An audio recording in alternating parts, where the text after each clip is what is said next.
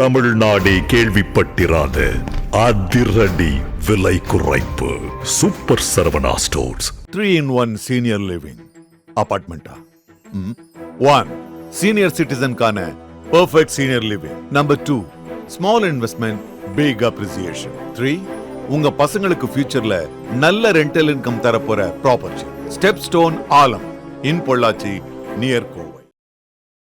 கர்நாடகாவில் இருந்து தான் தமிழ்நாட்டுக்கு திரைப்படத்துறைக்கு வந்தாங்க. வந்த அதே காலகட்டத்தில் அரசியல் ரீதியாகவும் குஷ்புவுக்கு இமேஜ் கிடைச்சி கூட்டம் சேர்ப்பதற்கு திரைப்பட நட்சத்திரங்கள் தேவைப்பட்டார்கள்.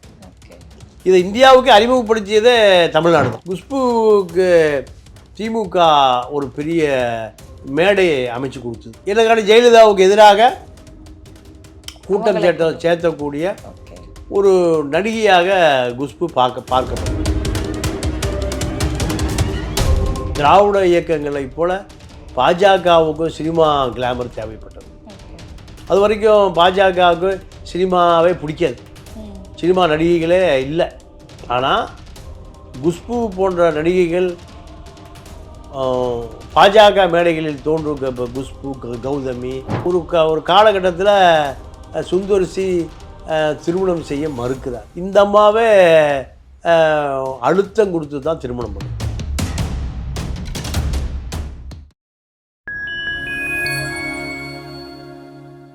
ஃபைன் டைம் சினி நேயர்களுக்கு வணக்கம். இன்னைக்கு நம்ம கூட நிகழ்ச்சியில மூத்த பத்திரிகையாளர் தமிழ பாண்டியன் சார் நம்ம கூட இணைஞ்சிருக்காரு. சார் வணக்கம். வணக்கம் சார். குஷ்பு அவர்கள் இப்போ ஃபுல்லா அரசியல் இருந்துட்டு இருக்காங்க. ஆனா அவங்களோட ஆரம்ப கட்டத்துல நல்லா அழகா சப்பியா ஒரு நடிகையா இருந்துட்டு இருந்தாங்க. அதுக்கப்புறமா ஒரு 10 வருஷத்துல கடைசி 10 வருஷத்துல 6 படங்கள் தான் நடிச்சிருக்காங்க. அண்ணாத்த படத்துல அதிகமா நம்ம எதிர்பார்த்தோம், ரஜினி கூட திரும்ப வராங்கன்னு சொல்லிட்டு. ஆனா அதுவும் படமாவும் அவங்களுக்கு அதிகமா எடுத்து கொடுக்கல. இப்ப சினிமா காலகட்டங்கள்ல அவங்க இருக்கும்போது அதிகப்படியா ஃபேன்ஸ் இருந்தாங்க. கூட நடிக்கிற துணை நடிகர்களே நிறைய பேர் அவங்கள திருமணம் பண்ணிக்கிறதுக்காக கேட்டாங்க அப்படின்ற நிறைய விஷயம் இருந்துச்சு.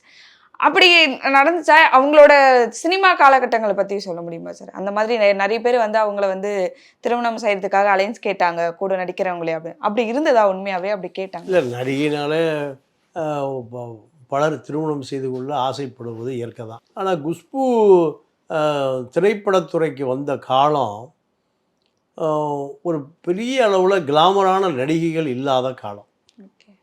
குஷ்பு பொறுத்தவரை கிளாமர் ஆர்டிஸ்ட்டு, அதே நேரத்தில் ஒரு குணச்சித்திர நடிகையாகவும் இருந்தாங்க. ஒரு அப்பாவி பெண்ணாக நடிப்பதற்கும் குஷ்பு அந்த கதாபாத்திரம் குஷ்புவுக்கு சிறப்பாக செய்ய முடியும். அந்த அம்மா முதல் அறிமுகமான இடம் கர்நாடகாவில் இருந்து தான் தமிழ்நாட்டுக்கு திரைப்படத்துறைக்கு வந்தாங்க.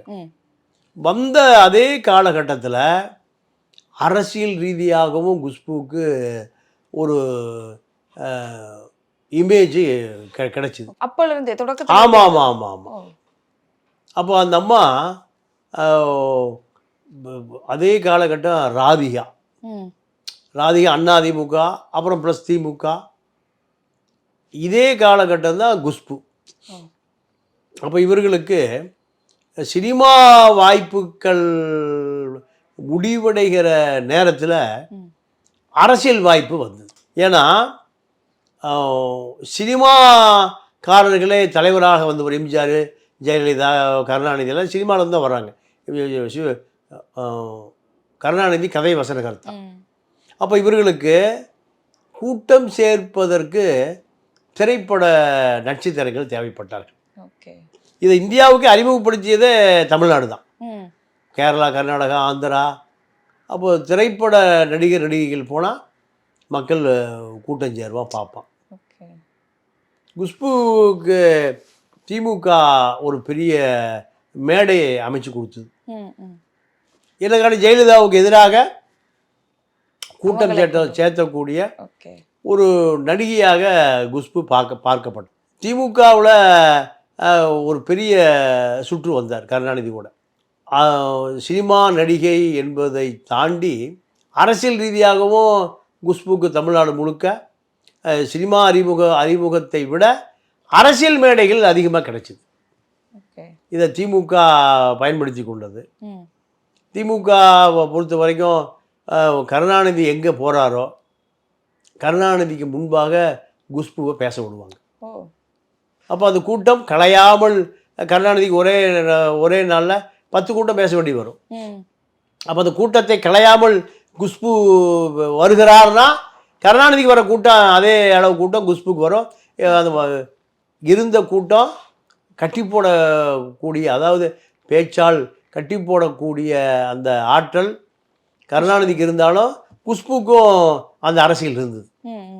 Okay sir. இதை திமுகவே விரும்பியது. ஓ. திமுக விரும்பி திமுகவில் நீங்கள் நட்சத்திர பேச்சாளராகவே குஷ்பு வந்தார். கருணாநிதி 2011 அதிகாரத்தில் இருந்த அந்த காலம் முழுக்க குஷ்பு அரசியல் இருந்தார். அதற்கு பிறகு அந்த அம்மா அதிமுகவுக்கு வந்தது. அதிமுகவில் கருணாநிதி எதிர்த்து பேசுவதற்காக குஷ்பு தேவைப்பட்டார். அதே காலகட்டத்தில் ராமராஜன் இருந்தார், ராதிகா இருந்தது, சிவகுமார் சரத்குமார்.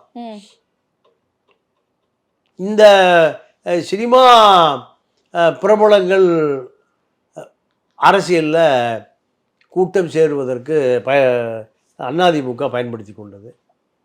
அதுக்கு பிறகு குஷ்பு காங்கிரஸுக்கு போயிட்டார்.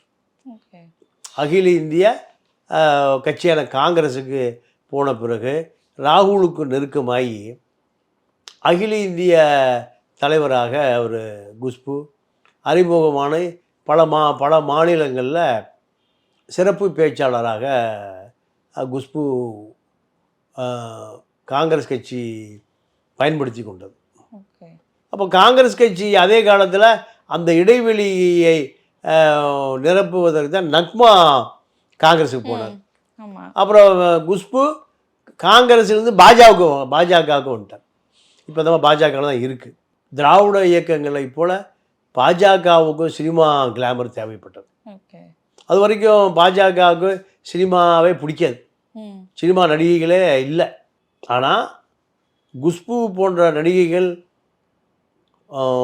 பாஜக மேடைகளில் தோன்றும் குஷ்பு, கௌதமி, இப்படி பல பேர் பாஜகவை பயன்படுத்தி கொண்டது. எதுக்கு?